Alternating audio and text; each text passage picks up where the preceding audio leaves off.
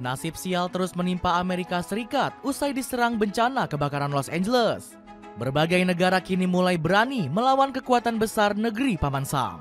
Arab Saudi, Uni Emirat Arab, hingga Oman ogah bersekutu dengan Amerika Serikat. Donald Trump juga bakal dipusingkan dengan ancaman Iran ke sekutu terdekatnya yakni Israel.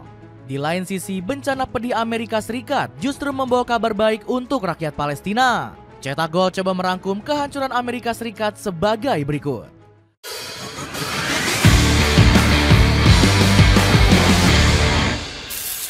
Ucapan Prabowo Subianto yang terbukti benar. Kemunduran yang terjadi di Amerika Serikat ternyata sudah diprediksi oleh Prabowo Subianto. Presiden Indonesia ini menyindir negeri Paman Sam yang terlalu banyak ikut campur dalam berbagai konflik. Bahkan Prabowo juga nggak segan-segan untuk mengatakan HAM hanya menjadi senjata bagi Amerika dan sekutunya. Hak asasi manusia bukan untuk orang muslim, hanya segelintir negara saja yang mendapatkannya. Ini kenyataannya sangat menyedihkan, ucap Prabowo di KTT D8 Mesir. Sindiran keras RI1 ini pun langsung menjadi kenyataan pahit bagi negeri Paman Sam. Negeri superpower ini seketika menerima balasan dengan terjadinya kebakaran besar di Los Angeles. Jurnalis anti-Israel Amerika Serikat yakni Kode Pink sangat yakin kalau bencana ini menjadi andil dari kalimat yang diucapkan Prabowo. Kami tidak heran ketika kebakaran ini terjadi, karena ini karma. Alih-alih mengalokasikan sumber daya untuk membuat negara kita layak huni, pemerintah malah mengalokasikan miliaran dolar untuk genosida Israel terhadap warga Palestina di Gaza, ucap Kode Pink. Kritik Kode Pink ini juga berasal dari Amerika yang menganakmaskan Israel. Buktinya negeri Paman Sam memberikan bantuan sebesar 356,6 triliun rupiah selama kepemimpinan Joe Biden. Dana ini juga yang kemudian digunakan oleh Israel untuk membunuh banyak nyawa tak bersalah di Palestina. Ancaman diserang Iran di saat Amerika melemah. Menurunnya kekuatan membawa petaka bagi Amerika Serikat dan Israel. Kedua negara ini dinilai akan menjadi sasaran dari serangan negara Timur Tengah. Sebut saja seperti Iran yang berjanji untuk menyerang Israel dalam waktu dekat. Negeri susu dianggap harus membayar kerugian yang telah diterima Palestina selama ini. Bangsa Zionis ini akan semakin kesulitan karena Amerika Serikat nggak bisa membantu mereka. Pasalnya negeri Paman Sam sedang lumpuh total karena harus memperbaiki kerusakan di Los Angeles. Belum lagi Amerika Serikat juga disebut menjadi sasaran dari serangan Iran. Pernyataan ini bahkan sudah diungkapkan oleh juru bicara Garda Revolusi Iran yakni Jenderal Muhammad Ali Naimi. Dirinya menyebut siap mengirimkan rudal balistik ke kedua negara keji tersebut. Para pemimpin rezim Zionis Israel dan Amerika harus melihat keluar dari jendela kamar tidur mereka karena rudal balistik kami siap terbang kapan saja di langit negara Anda, ucap sang jenderal. Selain itu, api percikan permusuhan ini akan semakin besar dengan Amerika yang meminta bantuan dana ke Iran. Mehdi Kucakzadeh menyebut negeri Paman Sam sebagai negara yang gak berguna. Saya tidak setuju jika 1 sen pun dari pajak rakyat Iran dihabiskan untuk orang-orang Los Angeles yang lemah dan tidak berguna sebelum digunakan untuk Gaza. Buat kamu fans Real Madrid, aku mau rekomendasi ini, sepatu Adidas Air Zoom Mercurial Vapor yang digunakan Luka Modric. Harganya kini turun dan diskon yang besar-besaran. Cek linknya di bawah ini. Negara Eropa yang ikut mengecam Amerika. Posisi Amerika Serikat semakin terjepit dengan sekutu yang semakin menjauhi mereka. Sebut saja seperti negara-negara Eropa yang mulai mengecam tindakan negeri Paman Sam. Lebih pahitnya lagi, hampir setengah rakyat Eropa juga nggak ingin kembali bersekutu dengan Amerika. Fakta pahit ini disajikan oleh survei dari Bertelsmann Stiftung Foundation.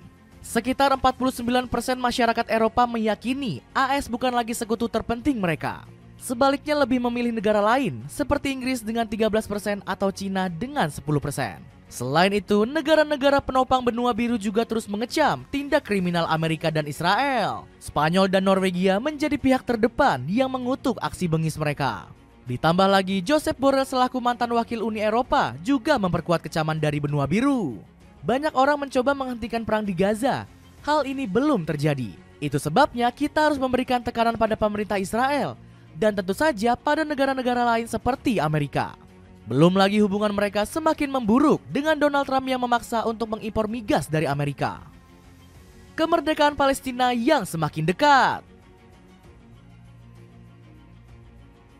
Kemunduran Amerika Serikat semakin terlihat dengan rampungnya kesepakatan gencatan senjata Israel-Palestina. Petinggi Hamas menyebut perjanjian ini sebagai kegagalan negeri Paman Sam. Gencatan senjata ini juga merupakan penegasan kembali kegagalan penjajah untuk mencapai salah satu tujuan utamanya, tegas salah satu pejabat Hamas, Sami Abu Zuhri. Gencatan senjata ini juga semakin mendekatkan Palestina menuju kemerdekaannya. Pasalnya momen ini dinilai menjadi waktu paling tepat untuk lepas dari kekangan Israel. Ambisi dari negeri para nabi ini juga mendapatkan dukungan penuh dari Indonesia. Sugiono mengaku tanah air siap membantu upaya mereka untuk merdeka. Kita harap gencatan senjata ini bisa jadi momentum untuk mendorong perdamaian di Palestina. Perdamaian tersebut hanya bisa tercapai jika Palestina merdeka dan berdaulat, ungkap Sugiono melalui akun X-nya.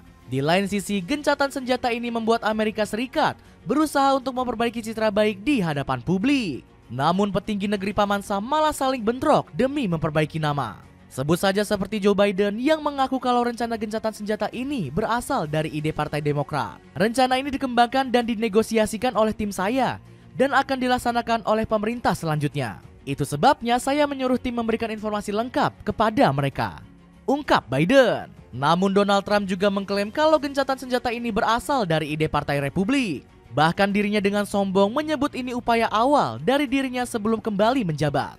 Perjanjian ini mengisyaratkan seluruh dunia bahwa pemerintah saya akan mengupayakan perdamaian dan menegosiasikan kesepakatan untuk menjamin keselamatan Amerika dan sekutu, cibir Donald Trump.